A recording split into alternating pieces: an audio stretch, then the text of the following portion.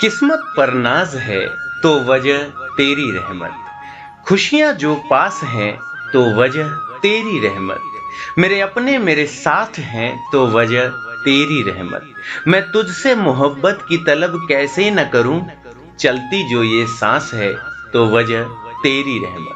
Good morning Hindustan. जी हाँ, मैं अतुल महेंद्रा स्वागत करता हूं आप सभी का आज के इस मोटिवेशन सेशन में, जहां रोज सुबह घड़ी जैसे ही 6:15 बजाती है आपको याद आ जाता है कि ये समय है अतुल सर से मुखातिब होने का। जी हाँ, आज के इस मोटिवेशन सेशन में आपके लिए कुछ ऐसा लेके आया हूं जो शायद आपके लिए बहुत ही खास है। तो आशा करता हूं कि आप नींद से उठ चुके होंगे और मेरी आवाज आपके कानों तक जा रही होगी। तो आइए शुरुआत करते हैं आज एक ऐसी कहानी की जो सच में आपकी जिंदगी बदल देगी। तो आखिर ऐसा क्या है जो आपकी जिंदगी बदल देगी? तो देर नहीं करते हैं, शुरू करते हैं। दोस्तों, मुसीबतें हमारी जिंदगी की एक सच्चाई है। ये शायद आपको पता होगा कि मुसीबतें हमारी जिंदगी की एक सच्चाई है। बिल्कुल सही बात है। कोई इस बात को समझ लेता है, कोई पूरी जिंदगी इसका रोना रोता है। जिंदगी के हर मोड़ पर हमारा सामना मुसीबतों से होता है, ये हम भली भांति जानते हैं। इसके बिना जिंदगी की कल्पना की ही नहीं जा सकती। अक्सर हमारे सामने मुसीबतें आती हैं तो हम उनके सामने पस्त हो जाते हैं। उस समय हमें कुछ समझ में नहीं आता कि क्या सही है और क्या गलत। हर व्यक्ति का परिस्थितियों को देखने का नजरिया अलग अलग होता है। कई बार हमारी जिंदगी में मुसीबतों का पहाड़ टूट पड़ता है।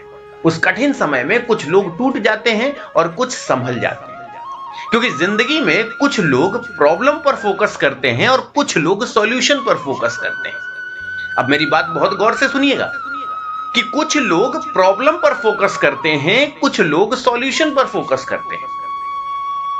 प्रॉब्लम फोकस पीपल अक्सर मुसीबतों के ढेर हो जाते हैं। स्वाभाविक सी बात है, अगर प्रॉब्लम फोकस पीपल होगा तो वो अक्सर आप देखेंगे कि वो मुसीबतों का ढेर हो जाएगा। इस तरीके के इंसान किसी भी मुसीबत में उसके हल के बजाय उस मुसीबत के बारे में ज्यादा सोचते हैं। वहीं दूसरी ओर सॉल्यूशन फोकस पीपल, जो सॉल्यूशन पे फोकस करते हैं, हल पे फोकस करते हैं, वो मुसीबतों में उसके हल के बारे में ज्यादा सोचते हैं। इस तरह के इंसान मुसीबतों का डटकर सामना करते हैं। दोस्तों, आज मैं आपके साथ एक महान सॉल्यूशन फोकस इंसान की कहानी शेयर करने जा रहा हूं, जो आपको किसी भी मुसीबत से लड़ने के लिए प्रोत्साहित करेगी। दोस्तों, आपने नेपोलियन बोनापार्ट का नाम सुना होगा। जी हां, वही नेपोलियन बोनापार्ट जो फ्रांस का एक महान निडर और साहसी शासक था, जिसके जीवन में असंभव नाम का कोई शब्द ही नहीं था। इतिहास में नेपोलियन को विश्व का सबसे महान और अजेय सेनापतियों में से एक गिना जाता है। वह इतिहास के सबसे महान विजेताओं में से एक माने जाते थे। उसके सामने कोई भी रुक नहीं पाता था। नेपोलियन अक्सर जोखिम भरे काम किए करते थे। एक बार उन्होंने अल्पास पर्वत, आपने नाम सुना होगा, एक बार उन्होंने अल्पास पर्वत को पार करने का ऐलान किया और अपनी सेना के साथ चल पड़े। सामने एक विशाल और गगनचुंबी पहाड़ खड़ा था, जिस पर चढ़ाई करना असंभव सा था। उसकी सेना ने अचानक हलचल की स्थिति पैदा हो गई। फिर भी उसने अपनी सेना को चढ़ाई करने का आदेश दिया।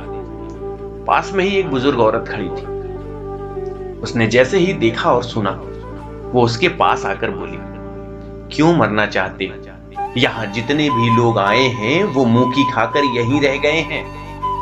अगर अपनी जिंदगी से प्यार है ना तो वापस चले जाओ। उस औरत की यह बात सुनकर नेपोलियन नाराज होने के बजाय प्रेरित हो गया और झट से हीरो का हार उतारकर उस बुजुर्ग महिला को पहना दिया और फिर बोले, आपने मेरा उत्साह दोगुना कर दिया और मुझे प्रेरित किया है, लेकिन अगर मैं जिंदा बचा तो आप मेरी जय जयकार करेंगी, आप ये वादा करें।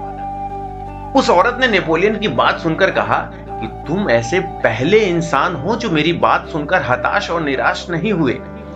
जो करने या मरने और मुसीबतों का सामना करने का इरादा रखते हैं वो लोग कभी नहीं हारते। इस औरत ने उस नेपोलियन बोनापार्ट से कहा, तुम करने या मरने वाले लोगों में से हो, तुम मुसीबतों का सामना करोगे।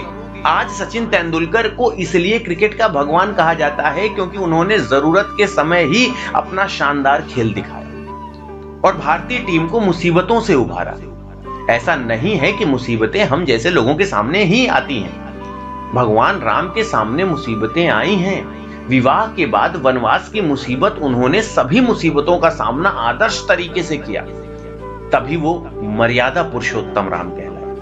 मुसीबतें ही हमें आदर्श बनाती हैं दोस्तों, ये मैं आपको बता देना चाहता हूं।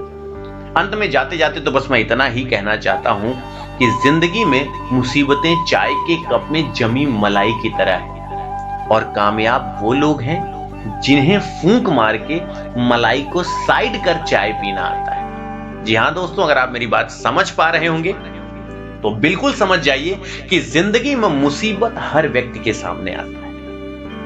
कुछ कह जाते हैं और कुछ सह जाते हैं। तो बस मैं आपसे यही कहूंगा कि परिस्थितियों के हिसाब से खुद को ढालना सीखिए। इंसान की फितरत पानी की तरह होनी चाहिए कि जिस भी सांचे में ढाल दो उस सांचे का आकार ले ले।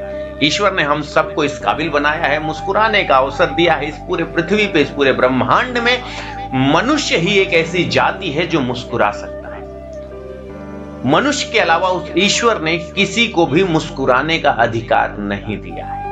और यदि मनुष्य मुस्कुरा सकता है तो जमकर मुस्कुराइए, खुश रहिए, मस्त रहिए, जीवन के किसी भी क्षेत्र में रहिए, सिर्फ अपना विजय पताका लहराते रहिए, यही मैं आपसे कहना चाहूंगा। तो इस सुबह की शुरुआत कुछ ऐसे ही होगी और आने वाली सारी सुबह हम दोनों इसी तरीके से बिताएंगे। तो आशा करता हूं कि आज की इस कहानी से आप लोगों को बहुत कुछ सीखने को मिला होगा और जिंदगी में छोटी छोटी मुसीबतों को हमेशा नजरअंदाज करते रहिए। वो मुसीबतें नहीं है जो आपके जीवन का रुकावट बन सके, क्योंकि आप शेर हैं और शेर के लिए छोटी मोटी रुकावटें कभी रुकावटें नहीं होती।